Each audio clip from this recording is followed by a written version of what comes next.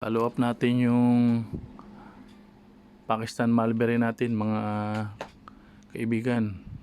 Ito yung bunga niya, mga natitira pa. Ang dami nang nalalaglag kasi madalang naman kayo pumunta ng apo ko rito. Ayan ang bunga niya. Yan ang itsura. Hindi siya gano'ng kahabaan pero mataba. Yung mabilog-bilog siya. Lalaglag na lang pag nihipo Kaya lang nakapagtataka rito sa ilalim ng puno na to, may mga nalaglag. Iba't iba ang itsura ng bunga. Ayan ang bunga niya. May mataba na mabilog. Iisang puno yan. Iisang puno sila. Ayan Pero ang bunga nila iba-ibang size, iba-ibang taba, iba-ibang itsura.